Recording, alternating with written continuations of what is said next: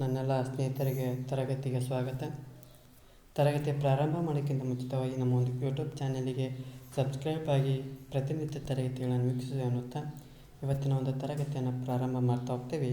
ಇವತ್ತಿನ ತರಗತಿ ಕಾಶ್ಮೀರದ ಕಾರ್ಕೋಟರ ಬಗ್ಗೆ ಸಂಪೂರ್ಣವಾಗಿ ಚರ್ಚೆ ಮಾಡ್ತಾ ಹೋಗ್ತೀವಿ.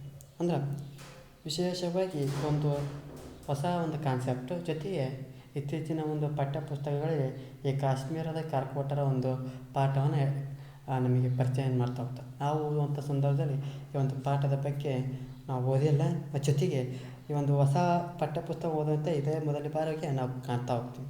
ಹಾಗಾದರೆ ಈ ಕಾಶ್ಮೀರದ ಕಾರ್ಕೋಟರು ಕಾಲಾವಧಿ ನೋಡೋದಾದಪ್ಪ ಅಂದ್ರೆ 625ರಿಂದ 855 ಒಂದು ಕಾಲಾವಧಿಯೊಳಗೆ ಕಾಣ್ತಾ ಹೋಗ್ತಾರೆ.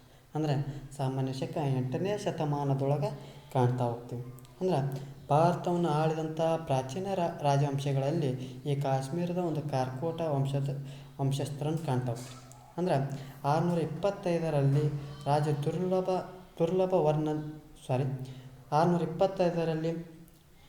ರಾಜ ದುರ್ಲಭವರ್ಧನ್ನಿಂದ ಸ್ಥಾಪಿತವಾದಂಥ ಈ ಕಾರ್ಕೋಟ ಮನೆತನವು ಭಾರತದ ಒಂದು ಬಲಿಷ್ಠ ಸಂಸ್ಥಾನಗಳಲ್ಲಿ ಒಂದಾಗಿರೋದನ್ನು ಕಾಣ್ತಾ ಹೋಗ್ತೀವಿ. ಅಂದ್ರೆ ಈ ಒಂದು ಕಾರ್ಕೋಟದ ಒಂದು ಮನೆತನದ ಸ್ಥಾಪಕ ಯಾರಪ್ಪ ಅಂದ್ರೆ ರಾಜ ದುರ್ಲಭವರ್ಧನ್ನಿಂದ ಸ್ಥಾಪನೆ ಆಗ್ತೈತಿ. ಎಷ್ಟರೊಳಗಪ್ಪ ಅಂದ್ರೆ 625ರೊಳಗೆ ಸ್ಥಾಪನೆ ಆಗ್ತೈತಿ. ಜೊತೆಗೆ ಈ ದುರ್ಲಭವರ್ಧನ ಮಗ ಯಾರಪ್ಪ ಅಂದ್ರೆ ದುರ್ಲಭಕ ಅಂತ ನೋಡ್ತಾ ಹೋಗ್ತೀವಿ. ಅಂದ್ರೆ ಪ್ರತಾಪಾದಿತ್ಯ ಅಂತ ಕರಿತಾ ಹೋಗ್ತೀವಿ. ಈತನು ನರೇಂದ್ರ ಪ್ರಭಾ ಎಂಬುವಳನ್ನು ಮದುವೆಯಾಗಿ 3 ಮಕ್ಕಳನ್ನು ಪಡಿತಾ ಹೋಗ್ತಾನೆ.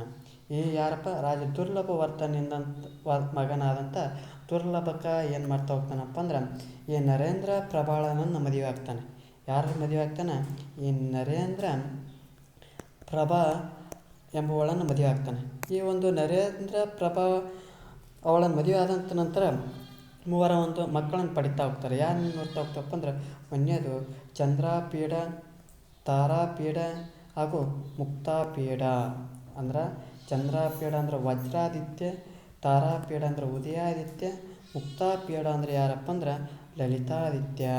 ಅಂದರೆ ವಿಶೇಷವಾಗಿ ಈ ಒಂದು 3 ಅರಸರ ಸ್ವಲ್ಪ ಪರಿಚಯ ಇರಬೇಕು. ಯಾಕಪ್ಪ ಅಂದ್ರೆ ಯಾರು ಚಂದ್ರಪೀಡ ಅಂದ್ರೆ ವಜ್ರಾದಿತ್ಯ, ತಾರಾಪೀಡ ಅಂದ್ರೆ ಉದಯಾದಿತ್ಯ, ಮುಕ್ತಾಪೀಡ ಅಂದರೆ ಲಲಿತಾದಿತ್ಯ. ಯಾರ ಮಕ್ಕಳಪ್ಪ ಅಂದ್ರೆ ದುರ್ಲಭಕನ ಒಂದು ಮಕ್ಕಳು, ಚಂದ್ರಪ್ರಭಾಳ ಒಂದು ಮಕ್ಕಳು. ಸ್ಥಾಪಿತ ಈ ಕಾಶ್ಮೀರ ಕಾರ್ಕೋಟದ ಮನೆತನ ಸ್ಥಾಪಕ ಯಾರಪ್ಪ ಅಂದ್ರೆ ರಾಜ ದುರ್ಲಭವರ್ಧನ. ಈ ಪ್ರಮುಖ ಯಾರ ಮಕ್ಕಳಪ್ಪ ಅಂದ್ರೆ ದುರ್ಲಭಕ ಮತ್ತು ಯಾರು ನರೇಂದ್ರ ಪ್ರಭಾಳ ಮಕ್ಕಳನ್ನು ನೋಡ್ತಾ ಹೋಗ್ತೀವಿ. ಈ ಚಂದ್ರಪೀಡನನ್ನು ವಜ್ರಾದಿತ್ಯ, ತಾರಾಪೀಡನನ್ನು ಉದಯಾದಿತ್ಯ, ಮುಕ್ತಾಪೀಡನ ಲಲಿತಾದಿತ್ಯ ಅಂತ ಕಾಣ್ತಾ ಹೋಗ್ತೀವಿ. ಹಾಗಾದರೆ ಇವರಲ್ಲಿ ಮೊದಲ 2 ರಾಜ್ಯಭಾರ ನಡೆಸಿದ ಮೇಲೆ ಲಲಿತಾದಿತ್ಯನಿಗೆ ಈ ಕಾರ್ಕೋಟ ಉಸ್ತುವಾರಿಯನ್ನು ಕೊಡ್ತಾ ಹೋಗ್ತಾರೆ. ಅಂದ್ರೆ ಕಾರ್ಕೋಟದ ಒಂದು ವಂಶದ ಉಸ್ತುವಾರಿಯನ್ನು ಕೊಡ್ತಾ ಹೋಗ್ತಾರೆ. ಯಾರಿಗೆ ಕೊಡ್ತಾ ಹೋಗ್ತಾರಪ್ಪ ಅಂದ್ರೆ ಆ ಒಂದು ಮುಕ್ತಾಪೀಡನಿಗೆ ಅಂದ್ರೆ ಲಲಿತಾದಿತ್ಯನಿಗೆ ಕೊಡ್ತಾ ಹೋಗ್ತಾರೆ. ಈತನ ಏನು ಮಾಡ್ತಾ ಹೋಗ್ತಾರಪ್ಪ ಸರಿಸುಮಾರು 36 ವರ್ಷಗಳ ಕಾಲ ಅಂದರೆ 724ರಿಂದ 760ರವರೆಗೆ ಆಳ್ವಿಕೆ ಮಾಡ್ತಾ ಹೋಗ್ತಾನೆ. ಯಾರು? ಲಲಿತಾದಿತ್ಯ ಮುಕ್ತಾಪೀಡ ಆಳ್ವಿಕೆ ಮಾಡ್ತಾ ಹೋಗ್ತಾನೆ. ಈ ಕಾರ್ಕೋಟದ ಸಾಮ್ರಾಜ್ಯಗಳಾದ ಮೇರೆಗಳನ್ನು ವಿಸ್ತರಿಸಿದ ಕೀರ್ತಿ ಇವನಿಗೆ ಸಲ್ತಾ ಹೋಗ್ತದೆ. ಅಂದ್ರೆ ಸಾಮ್ರಾಜ್ಯವನ್ನು ವಿಸ್ತರಣೆ ಮಾಡ್ತಾ ಹೋಗ್ತಾರೆ. ಯಾರು ವಿಸ್ತರಣೆ ಮಾಡ್ತಾ ಹೋಗ್ತಾರಪ್ಪ ಅಂದ್ರೆ ಈ ಲಲಿತಾದಿತ್ಯನು ವಿಸ್ತರಣೆ ಮಾಡ್ತಾ ಹೋಗ್ತಾನೆ. ಅಂದ್ರೆ ಲಲಿತಾದಿತ್ಯ ಮುಕ್ತಾಪೀಡ ಅಂತ ನೋಡ್ತೀವಿ. ಚಂದ್ರಪೀಡ ವಜ್ರಾದಿತ್ಯ, ಮುಕ್ತಾಪೀಡ ಅಂದ್ರೆ ಲಲಿತಾದಿತ್ಯ, ಇನ್ನೊಬ್ರು ಯಾರು ತಾರಾಪೀಡ ಅಂದ್ರೆ ಉದಯಾದಿತ್ಯನನ್ನು ನೋಡ್ತಾ ಹೋಗ್ತೀವಿ. ಅಂದ್ರೆ ಈ ಲಲಿತಾದಿತ್ಯ ಮುಕ್ತಾಪೀಡನು ಲಲಿತಾದಿತ್ಯನ ಆಸ್ಥಾನ ಕವಿಯಾಗಿದ್ದಂಥ ಕಲ್ಲಣನ ಪರಿಚಯ ಗೊತ್ತಾಯಿದೆಯಾ? ಯಾವ ಒಂದು ಗ್ರಂಥ ಬರೆದಾನೆ? ರಾಜ ತರಂಗಿಣಿ ಎಂಬ ಒಂದು ಗ್ರಂಥವನ್ನು ಬರಿತಾ ಹೋಗ್ತಾನೆ. ಅಂದ್ರೆ ಇವನು ಯಾರ ಆಸ್ಥಾನದ ಕವಿ ಅಂತ ನೋಡೋದಾದ್ರೆ ಲಲಿತಾದಿತ್ಯನ ಒಂದು ಆಸ್ಥಾನ ಕವಿ ಆದಂಥ ಈ ಕಲ್ಲಣನು ಇತಿಹಾಸ ಗ್ರಂಥವಾದಂಥ ರಾಜ ತರಂಗಿಣಿಯನ್ನು ಆ ಒಂದು ಗ್ರಂಥದೊಳಗೆ ಈ ಲಲಿತಾದಿತ್ಯನ ಒಂದು ಭಾಳಷ್ಟು ವಿವರಗಳನ್ನು ಸಿಗ್ತಾ ಹೋಗ್ತವು. ಜೊತೆಗೆ ಅದಲ್ಲದೆ ಅಲ್ಲಿ ಬರುವನಿ ಬರೆದಂಥ ತಾರಿಖ್-ಇ-ಹಿಂದ್ ಎಂಬ ಕೃತಿಯೊಳಗೆ ಆ ಲಲಿತಾದಿತ್ಯನ ಸಾಹಸಗಳನ್ನು ಮುಕ್ತವಾಗಿ ಕೊಂಡಾಡ್ತಾ ಹೋಗ್ತವು. ಜೊತೆಗೆ ಚೀನಾದ ಒಂದು ಭಾಳಷ್ಟು ಐತಿಹಾಸಿಕ ಗ್ರಂಥಗಳಲ್ಲಿ ಈತನ ಉಲ್ಲೇಖಗಳನ್ನು ನಾವು ಗಮನಿಸ್ತಾ ಹೋಗ್ಬೋದು. ಅಂದ್ರೆ ವಿಶೇಷವಾಗಿ ಲಲಿತಾದಿತ್ಯ ಮುಕ್ತಾಪೀಡನ ಒಂದು ಸಾಮ್ರಾಟ ಹೌದಲ್ಲಂತ ಯಾವ ಆಧಾರದ ಮೇಲೆ ನೋಡ್ತಾ ಹೋಗ್ತಪ್ಪ ಅಂದ್ರೆ ಆ ಕಲ್ಲಣನು ಬರೆದಂಥ ರಾಜ ತರಂಗಿಣಿಯೊಳಗೆ ನೋಡ್ತಾ ಹೋಗ್ತೀವಿ. ಜೊತೆಗೆ ಅಲ್ಬೆರೂನಿ ಬರೆದಂಥ ತಾರೀಖ್ ಈದಿಂದ ಕುರಿತೊಳಗೆ ನೋಡ್ತಾ ಹೋಗ್ತೀವಿ. ಜೊತೆಗೆ ಚೀನಾದ ಒಂದು ಭಾಳಷ್ಟು ಐತಿಹಾಸಿಕ ಗ್ರಂಥಗಳಲ್ಲಿ ಈತನ ಒಂದು ಉಲ್ಲೇಖಗಳನ್ನು ಕಾಣ್ತಾ ಹೋಗ್ತೀವಿ. ಜೊತೆಗೆ ಆ ಲಲಿತಾದಿತ್ಯನು ಜನ್ಮತಃ ಶೂರನು ಮತ್ತು ಧೀರನು ಆಗಿರೋದನ್ನು ಕಾಣ್ತಾ ಹೋಗ್ತೀವಿ. ಅಂದರೆ ಹುಟ್ಟಿನಿಂದಲೇ ಶೂರ ಮತ್ತು ಧೀರನು ಆಗಿರೋದನ್ನು ಕಾಣ್ತಾ ಹೋಗ್ತೀವಿ. ಏನು ಮಾಡ್ತಾ ಹೋಗ್ತಾನಪ್ಪ ಅಂದ್ರೆ ಪ್ರಾರಂಭದೊಳಗೆ ಕನ್ಯಾಕುಬ್ಜ ಅಂದ್ರೆ ಕನೋಜ್ ಅಂತ ಕರಿತಾ ಹೋಗ್ತೀವಲ್ಲ, ಅದನ್ನು ಮುಂಚಿತವಾಗಿ ಏನಂತ ಕರಿತಾವಪ್ಪ ಅಂದ್ರೆ ಕನ್ಯಾಕುಬ್ಜ ಅಂತಂದು ಕರಿತಾ ಹೋಗ್ತೇವೆ. ಆ ಕನ್ಯಾಕುಬ್ಜದ ಯಶೋವರ್ಮನನ್ನು ಯುದ್ಧದಲ್ಲಿ ಸೋಲಿಸಿ ತನ್ನ ಪರಾಕ್ರಮವನ್ನು ಮೆರ್ತಾ ಹೋಗ್ತಾನ. ಯಾರು? ಈ ಲಲಿತಾದಿತ್ಯ ಮುಕ್ತಾಪಿಡನು ಆ ಕನೋಜಿನ ರಾಜನಾದಂಥ ಯಶೋವರ್ಮನನ್ನು ಯುದ್ಧದಲ್ಲಿ ಸೋಲಿಸಿ ತನ್ನ ಪರಾಕ್ರಮವನ್ನು ಮೆರ್ತಾ ಹೋಗ್ತಾನೆ. ನಂತರದಲ್ಲಿ ಕಾಬುಲ್ಲಾ ಪ್ರಾಂತ್ಯವನ್ನು ಆಳುತ್ತಿದ್ದಂಥ ಶಾಹಿ ವಂಶಸ್ಥರನ್ನು ಸೋಲಿಸಿ ಆ ಪ್ರದೇಶದಲ್ಲಿ ಏನು ಮಾಡ್ತಾ ಹೋಗ್ತಾನಪ್ಪ ಅಂದ್ರೆ ತನ್ನ ಆಧಿಪತ್ಯವನ್ನು ಸ್ಥಾಪನೆ ಮಾಡ್ತಾ ಹೋಗ್ತಾನೆ.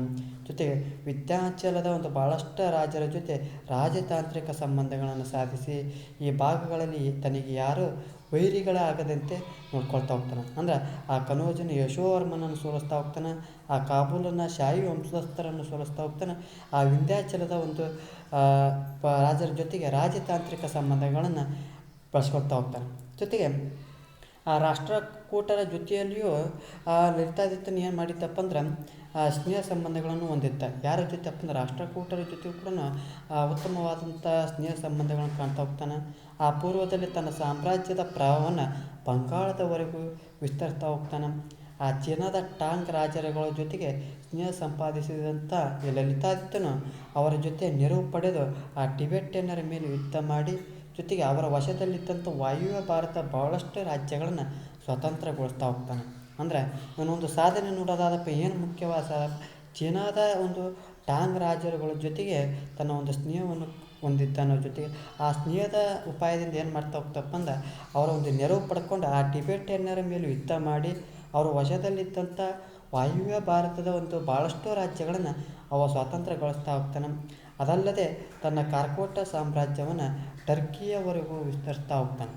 ಆಗಿನ ಕಾರ್ಕೋಟ ರಾಜ್ಯವು ಇಂದಿನ ಉಜ್ಬೇಕಿಸ್ತಾನ್, ತಜಿಕಿಸ್ತಾನ್, ಕಿರ್ಗಿಸ್ತಾನ್, ಕಜಕಿಸ್ತಾನ್, ಕಾಬೂಲ್ಗಳೆಲ್ಲ ಒಳಗೊಂಡಿರೋದನ್ನು ಕಾಣ್ತಾ ಹೋಗ್ತೀವಿ.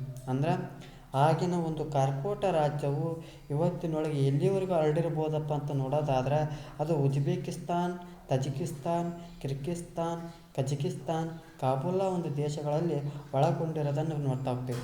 ಇದು ಒಂದು ಲಲಿತಾದಿತ್ಯ ಮುಕ್ತಾಪಿಡನ ಒಂದು ಅತ್ಯುತ್ತಮವಾದಂಥ ಸಾಧನೆ ಅಂತ ಹೇಳ್ತಾ ಹೋಗ್ಬೋದು.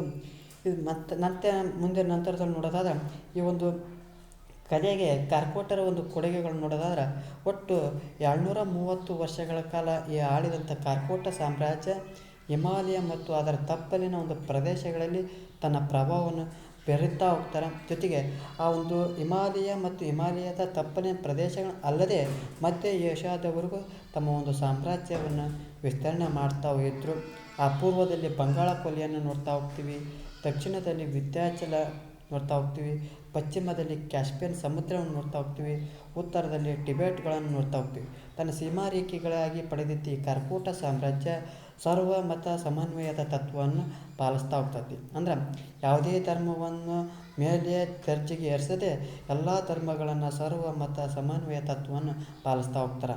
ಅಂದರೆ ಇವರ ಸಾಮ್ರಾಜ್ಯ ಯಾವ ರೀತಿ ವಿಸ್ತರಣೆ ಹೊಂದಿತ್ತಪ್ಪ ಪೂರ್ವದಲ್ಲಿ ಪೂರ್ವದಲ್ಲಿ ಬಂಗಾಳ ಕೊಲ್ಲಿ, ದಕ್ಷಿಣದಲ್ಲಿ ವಿಂಧ್ಯಾಚಲ, ಪಶ್ಚಿಮದಲ್ಲಿ ಕ್ಯಾಸ್ಪಿಯನ್ ಸಮುದ್ರ, ಉತ್ತರದಲ್ಲಿ ಟಿಬೆಟ್ ವರೆಗೂ ಅವರ ಒಂದು ಸಾಮ್ರಾಜ್ಯವನ್ನು ವಿಸ್ತರಣೆ ಆಗಿರೋದನ್ನು ಕಾಣ್ತಾ ಹೋಗ್ತೀವಿ. ಜೊತೆಗೆ ಆ ಕಾಶ್ಮೀರದ ಶೈವ ಸಿದ್ಧಾಂತದ ಅತ್ಯಂತ ವೈಭವದ ಕಾಲಘಟ್ಟವೆಂದು ಕಾರ್ಕೋಟರ ಕಾಲವನ್ನು ಹೇಳ್ತಾ ಹೋಗ್ತೇವೆ. ಅಂದ್ರೆ ಆ ಕಾಶ್ಮೀರದಲ್ಲಿರುವಂಥ ಶೈವ ಸಿದ್ಧಾಂತದ ಅತ್ಯಂತ ವೈಭವದ ಕಾಲಘಟ್ಟ ಅಂತ ಕರಿತಾ ಹೋಗ್ತಾರೆ. ಯಾರ ಅವಧಿಯೊಳಗಪ್ಪ ಅಂದ್ರೆ ಕಾರ್ಕೋಟರ ಒಂದು ಅವಧಿಯೊಳಗೆ ಕಾಶ್ಮೀರದ ಶೈವ ಸಿದ್ಧಾಂತದ ಅತ್ಯಂತ ವೈಭವದ ಕಾಲಘಟ್ಟ ಅಂತ ಕರಿತಾ ಹೋಗ್ತಾರೆ. ಜೊತೆಗೆ ಈ ವಸುಗುಪ್ತನ ಒಂದು ಶೈವ ಸೂತ್ರ ಈ ಅವಧಿಯಲ್ಲಿ ರಚನೆ ಆಗಿರೋದಂತ ಕಾಣ್ತತಿ. ಅಂದ್ರೆ ಈ ವಸುಗುಪ್ತನು ಶೈವ ಸೂತ್ರ ಎಂಬ ಗ್ರಂಥವನ್ನು ಬರ್ತಾ ಹೋಗ್ತಾನೆ. ಖ್ಯಾತ ತತ್ವಶಾಸ್ತ್ರಜ್ಞ ಕವಿ ಅಭಿನವಗುಪ್ತ ಈ ಕಾರ್ಕೋಟರ ಕಾಲದವನಾಗಿದ್ದನು. ಈ ಅಭಿನವಗುಪ್ತ ಯಾರ ಕಾಲದವನಪ್ಪ ಅಂದ್ರೆ ಆ ಕಾರ್ಕೋಟರ ಒಂದು ಸಾಮ್ರಾಜ್ಯದ ಕಾಲದವನಾಗಿದ್ದ. ಶೈವ ಸೂತ್ರಗಳ ತ್ರಿಕ ಕೌಲ ಸಂಪ್ರದಾಯಗಳು ಈ ಅವಧಿಯಲ್ಲಿ ಉಚ್ಚಾಯ ಸ್ಥಿತಿಯನ್ನು ತಲುಪಿರೋದನ್ನು ಕಾಣ್ತಾ ಹೋಗ್ತೀವಿ. ಜೊತೆಗೆ ಈ ಒಂದು ಕಾರ್ಕೋಟ ಸಾಮ್ರಾಜ್ಯ ಯಾವ ರೀತಿ ಅವನತಿ ಹೊಂದಿತ್ತಪ್ಪ ಅಂದ್ರೆ, ಆ ಲಲಿತಾದಿತ್ಯನ ನಂತರ ಬಂದಂಥ ರಾಜರು ಅವನಷ್ಟು ಪ್ರತಿಭಾವಶಾಲಿಗಳು, ಜೊತೆಗೆ ಅಸಮರ್ಥ ದೊರೆಗಳು ಬಂದಿರೋದನ್ನು ಕಾಣ್ತಾ ಹೋಗ್ತೀವಿ. ಹೀಗಾಗಿ ಆ ಕಾರ್ಕೋಟ ವಂಶವು ಮುಂದೆ ಏನಾಗ್ತೈತಪ್ಪ ಅಂದ್ರೆ ಅವನತಿಯತ್ತ ಸಾಗ್ತಾ ಹೋಗ್ತೈತಿ. ಇದು ಎಷ್ಟೇನಪ್ಪ ಅಂದ್ರೆ ಕಾಶ್ಮೀರದ ಕಾರ್ಕೋಟರ ಒಂದು ಪರಿಚಯ ಆಗ್ತೈತಿ. ಇಲ್ಲಿ ವಿಶೇಷವಾಗಿ ಲಲಿತಾದಿತ್ಯ ಮುಕ್ತಾಪೀಡನ ಬಗ್ಗೆ ವಿಶೇಷವಾಗಿ ಪ್ರಶ್ನೆಗಳು ಅರೈಸ್ ಆಗ್ತಾ ಹೋಗ್ತವೆ. ಈ ಒಂದು ತರಗತಿ ಇಷ್ಟ ಆದಪ್ಪ ಅಂದ್ರೆ ನಮ್ಮ ಒಂದು ಯೂಟ್ಯೂಬ್ ಚಾನಲಿಗೆ ಸಬ್ಸ್ಕ್ರೈಬ್ ಆಗಿ, ಜೊತೆಗೆ ಲೈಕ್ ಮಾಡಿ, ಇಲ್ಲದಿದ್ದರೆ ಡಿಸ್ಲೈಕ್ ಮಾಡಿ, ಜೊತೆಗೆ ಏನಾದರೂ ದೋಷಗಳು ಮತ್ತು ನಿಮ್ಮ ಪ್ರಶ್ನೆಗಳಿದ್ದರೆ ಈ ಒಂದು ಕಮೆಂಟ್ ಬಾಕ್ಸ್ನ ಮೂಲಕ ತಿಳಿಸಿ ಅನ್ನುತ್ತಾ ಎಲ್ಲರಿಗೂ ಧನ್ಯವಾದಗಳು.